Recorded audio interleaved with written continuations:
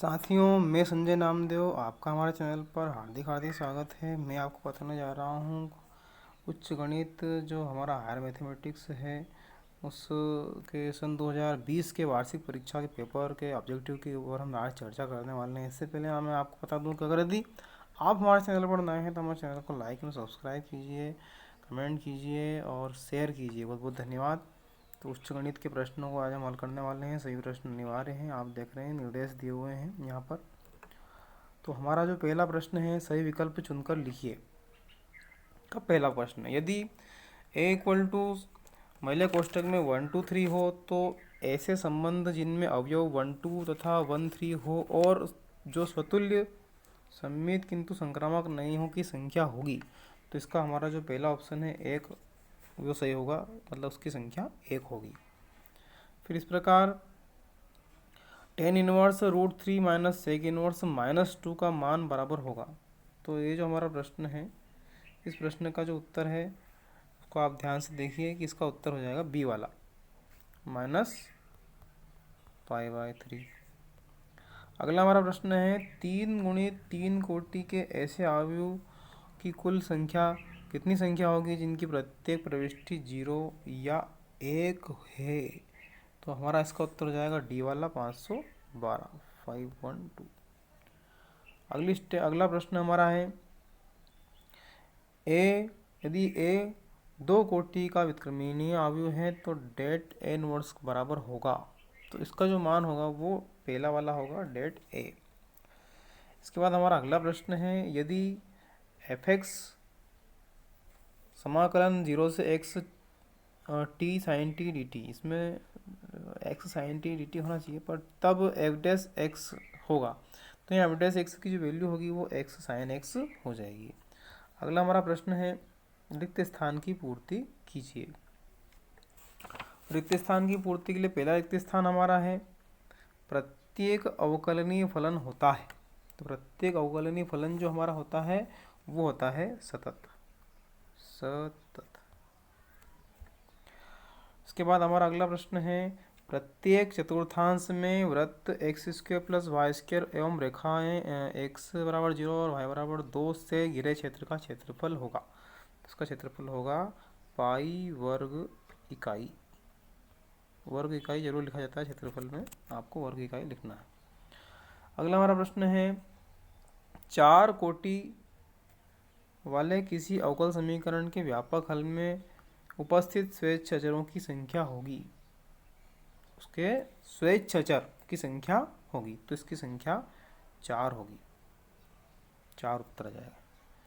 अगला हमारा प्रश्न है कि मूल बिंदु से 0 0 जो 0 होता है से ओ है पेंडिकेटर है, लेकिन मूल बिंदु 0 0 है ना। तो समतल r.n सदिश जो है अगर ये डी के बराबर हो तो दूरी जो होगी वो क्या होगी। तो वैसे तो ये सिलेबस से हट गया पर क्योंकि पेपर में दिया है इसलिए इसको हम देख लेते हैं।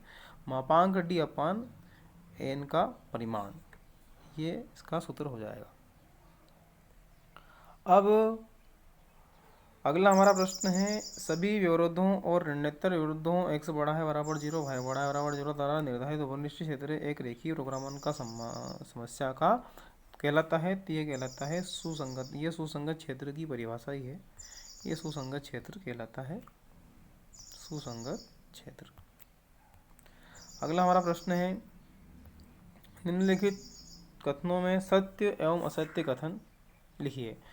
यदि ए और बी दो ऐसी घटनाएं हैं कि P A does not equal to 0 और P A upon B equal to 1, तो क्या ए बी का अवयव होगा, बी का उपसमुच्चय होगा। तो हम कहेंगे कि ये सत्य है, कथन हमारा सत्य।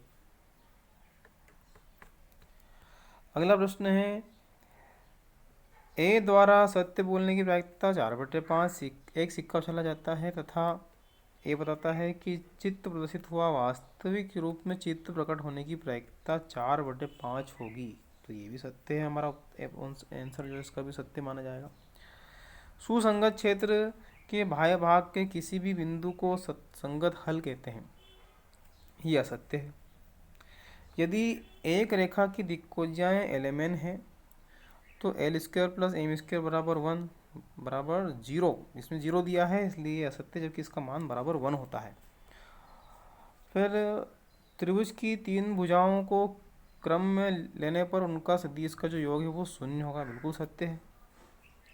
इसे ऐसे ए बी, बी सी और सी ए बराबर 0 होता है, ऐसा इसको लिखा जाता है, सत्य है ये। अगला हमारा प्रश्न है, सही जोड़ी बनाइए। सही जोड़ी बनाने के लिए जो पहला ऑप्शन है हमारा कोट एक्स के लिए, तो कोट एक्स का जो आंसर है लॉग समाकलन कोट एक्स, तो यहाँ पर एफ वाला जो आंसर है ये इसका आंसर होगा, मतलब इसके आगे हम लिख देते हैं 1, इसका आंसर पहला है, पहले का है ये एफ। फिर दूसरा हो जाएगा हमारा समाकलन 10x dx, तो समाकलन 10x dx जो होता है वो होता है डी वाला log sec x, इसका आंसर दूसरा हो जाएगा। समाकलन dx upon under root x square plus a square, d x upon under root x plus s square हो जाएगा हमारा ई वाला, इसका तीसरे का आंसर हो जाएगा ये log x plus under root x square plus a square. चौथा प्रश्न है समाकलन d upon x square plus a square, तो इसका जो आंसर हो जाएगा हमारा वो हो जाएगा पहला tan inverse 1 upon a tan inverse x upon a. फिर हमारा अगला प्रश्न है under root x square plus a square d x यदि है तो इसका उत्तर हो जाएगा हमारा बी वाला x/2 और under root x square plus a square by 2 log x plus under root x square plus a square, ये हमारा हो जाएगा, मतलब ये हमारा पांचवा और ये हमारा चौथा ऑप्शन हो जाएगा। इसके बाद में आते हैं एक प्रत्येक का एक वाक्य में उत्तर दीजिए। एक वाक्य में हमको उत्तर देना है। एक वृत्त की त्रिज्या r बराबर 6 सेंटीमीटर है और r के सापेक्ष क्षेत्रफल में परिवर्तन की दर क्या होगी, तो परिवर्तन की जो दर होगी वो होगी 12 पाई होगी। अगला प्रश्न है वक्र x square equal to 4y का बिंदु 1 2 से होकर जाने वाले अभिलंब का समीकरण लिखिए, तो इसका जो समीकरण है वो हो जाएगा x plus y equal to 3, ये अपना समीकरण हो जाएगा। अगला है यदि f x equal to 3x square plus 15x plus 5 हो तो f 3.02 का सन्निकट मान लिखिए, उसका सन्निकट मान हो जाएगा 77.6 हो जाएगा। अगला हमारा प्रश्न है वक्र y equal to 2x square plus 3 sin x बराबर x बराबर 0 पर अभिलंब की प्रवणता क्या होगी, तो इसकी प्रवणता जो होगी वो प्रवणता हमारी हो जाएगी प्रवणता माइनस का 1/3 हो जाएगी इसकी प्रवणता। अगला हमारा प्रश्न है एक उत्पाद की x इकाइयों के विक्रय से प्राप्त कुल आय रुपयों में Rx equal to 3x square plus 36x plus 5 से प्रदत्त है, जब x इक्वल टू 15 हो तो सीमांत आय लिखिए, तो उसकी सीमांत आय हो जाएगी 126। इस प्रकार हमारे पांचों ऑब्जेक्टिव समाप्त होते हैं। बने रहिए हमारे चैनल के साथ में। अगले क्रम में हम अगला पेपर जो हमारा वार्षिक परीक्षा की दृष्टि से महत्वपूर्ण है ज़रूर आपको दिखाएंगे। धन्यवाद।